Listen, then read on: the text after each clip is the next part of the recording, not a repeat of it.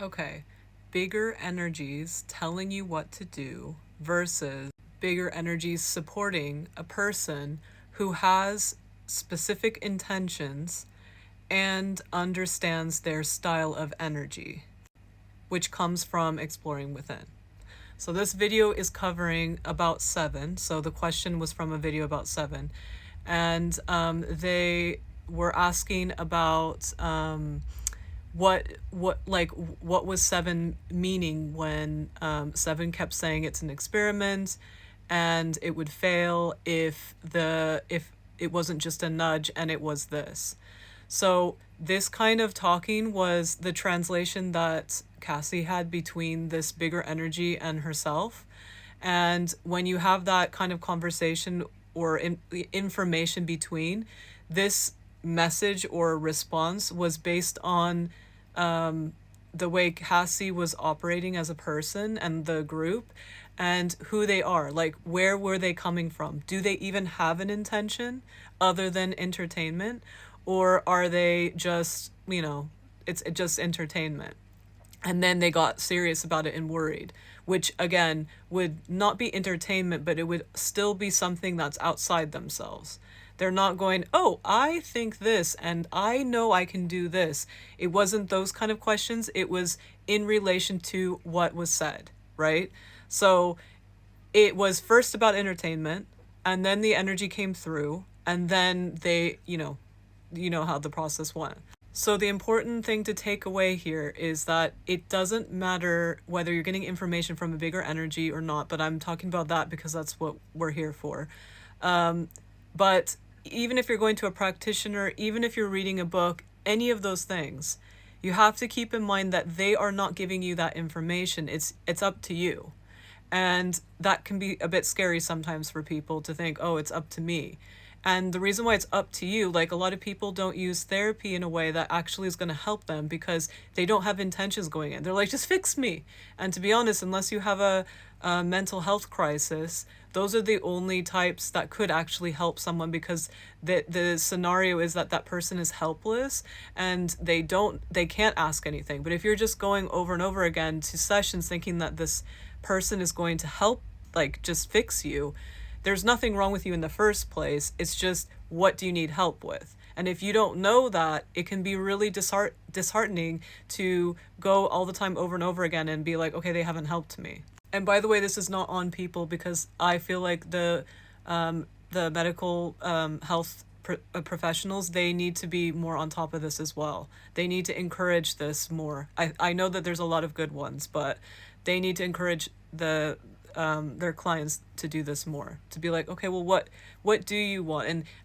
And they need to help them to find those things they want as well, because sometimes they just need to do that.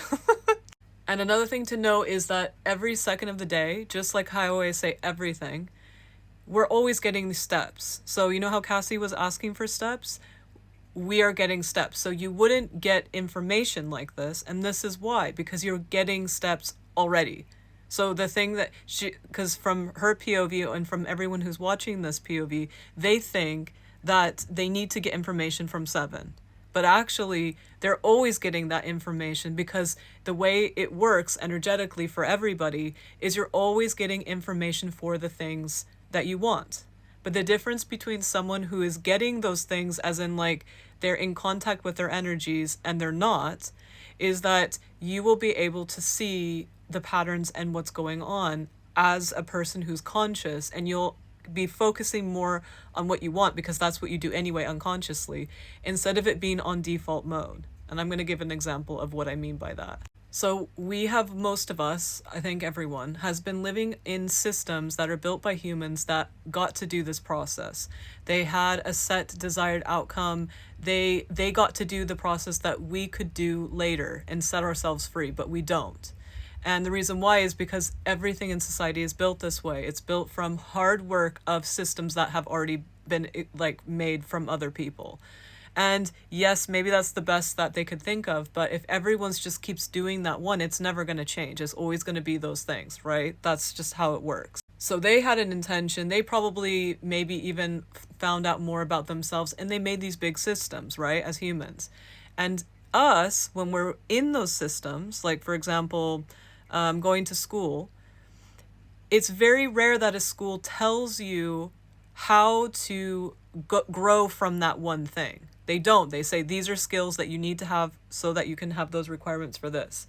They don't say, okay, can you tell me how you thought about this? What do you think without learning any of this? That kind of thinking. So when someone approaches something, yes, they have the skills of the setup, like if they go to an industry, but they'll be able to bring wild, magical things and change systems, as well as know how to do the system that other people understand so that you can speak the same language. It's like language, basically. When we go to school, all of those classes we take as kids is all different languages.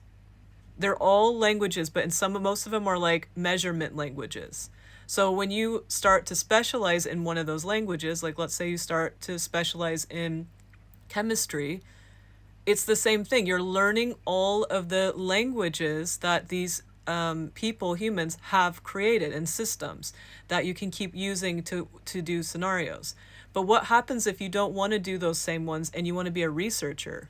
A researcher gets to have that opportunity to do that. I always talk about this. Researchers are the closest to, not always, it depends on the type of research and what's going on, are the closest to what I'm talking about. They actually do this. They have an intention. They have a hypothesis. And they explore. And then when they explore, they find out all these new things and stuff like that. It might not even be the hypothesis. They might find something along the way. That's actually living a fulfilled life, but they're doing it, cramming it into a research situation. And so sometimes it can backfire and there's people around. It's not like you're doing it on your own, right? So that is what I'm talking about when I talk about those things. I want to give another example before I circle back to this. In the US, I'm going to use US as an example. There, if we talk about before everyone, the settlers came over and the colonizers came over, whatever you want to call them, the original people there, they had systems, all different because they had different tribes, but they had systems where everyone would speak up about what's going on around, and then the leader would listen to all those things and try to fix all those things as they happen, right? So that was the type of, it's kind of a type of democracy, right? So then they would kind of maybe prioritize some things because that's more people are having the same problem, but everyone had their specialties, and then they would like fix those things or help from a bigger point of view, because that's what a leader is supposed to be in that time, right? Not time, but style. Then people came over and they had their own ideas about this. And they came from cultures where there was a leader, and you basically, again, get the, consensus of what's going on because of other things that have happened in their history, and then do that thing, right? And some of them weren't doing that. Some of them were very, like, religious orientated, so it was closer to the, their religion. And then everything came together when they started to have, structure like that they wanted to put. And it became a system mixed with that, and also a trust me bro, which is basically all the amendments of the rules. And so you, not only would it be about what people need, but it would also be the trust me bro, like the trust me bros that wrote that.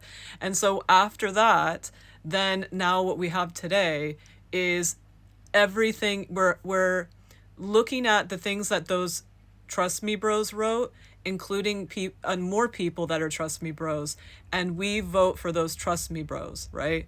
And so in this situation, that's kind of how it works. Like, we're not even like doing the true democracy of getting help, if that makes sense, and getting things how we want. So these are the structures that I'm just talking about Americans. I'm sure that like there's all kinds of things going on that I could talk about, but it's going to get out of hand.